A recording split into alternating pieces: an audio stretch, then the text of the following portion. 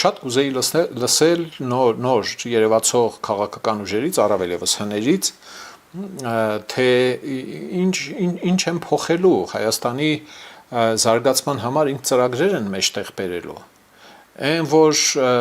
քաղաքացիական պայմանագրի բոյը թաղեն բաման, սա լսել ենք եւ լսելու ենք, այդ հասկապես այդ քաղաքական ծրագիր չէ, ժողովուրդ ջան։ Դա մարտավարական հնարք է, դա միջոց է ընդամենը իշխանություն փոխելու համար։ Բա հետո ինչ է լինելու։